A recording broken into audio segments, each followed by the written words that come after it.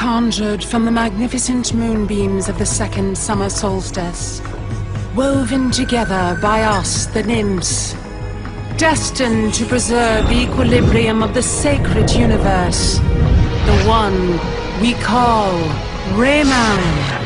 My name is Michel Ancel. I am the game director of Rayman Origins. Yeah, so it's a platform game, which is a very important thing.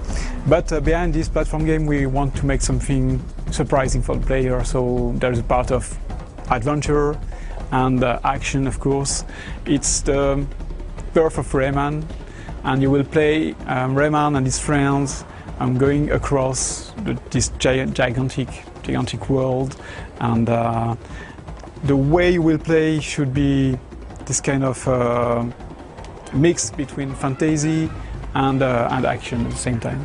Yeah, my feeling is that platforming is really comfortable with 2D, because you need platformer is this kind of genre where you need some very precise view of the gameplay.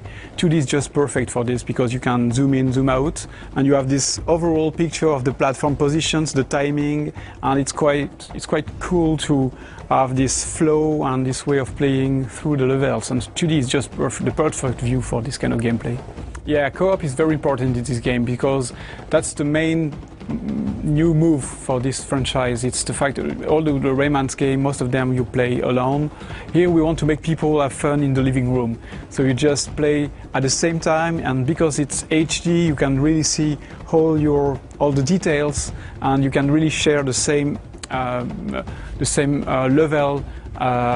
with your friends, and that's one of the elements that drives the project. This idea of being in a very rich environment and at the same time being able to play it because we want to make this co-op very fluid in terms of coming in the game, going out of the game. So the level design is quite more complex, because we need to make it cool with one player, two player, three, four at the same time, and it's one of the reasons why we moved to this bigger team to handle all the levels and to keep the quality on the different levels. I think when we started making Rayman 1, I was out of Ubisoft. I was really an independent developer, and I really have good souvenir. This period was very cool because we had the freedom we wanted. On Rayman Origins we did exactly the same thing. I said, okay, for this game please leave us alone for at least 1 year, and you will see what we are going to do. And last E3 we showed a trailer which was based on the gameplay elements we had at this period, and it was really well received by the people, and I think you can't make things that looks natural without being natural. So you can't say, yeah, I'm natural, no, you need to be in a situation where you don't care about anything else than doing something, and you don't care if you miss, if it's going to be good or bad, you don't care, just do something. That's why we did this game first with animators, artists and game designers, programmers, but in a very, very little team. You know, when you work with a big team, you are concentrated on, okay, we have these things to do, this is very precise, and this guy is going to do this part, and this part. When you work with a small team, you don't exactly know what you're going to do. You say, okay, let's go in the caves.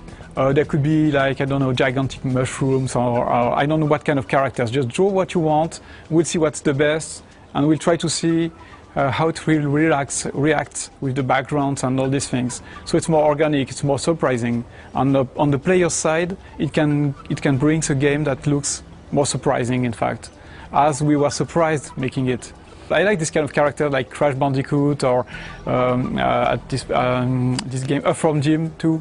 You know, this kind of game where the characters look so it looks a little bit stupid at the same time, but it's not really stupid. It's just simple. You just want to do the job, and that's the funny part of it. You know, it's direct. You pick the character, and it's going to be simple. And I think it's a good message you give to the player. It's the character is an action character. He's going to do the job, and it's funny at the same time. And Rayman has this kind of taste too. The first thing I did on Rayman was the head. So it was a kind of just a head, and I drew a little sprite that was moving behind the head, and it was a kind of way to make him talk, you know.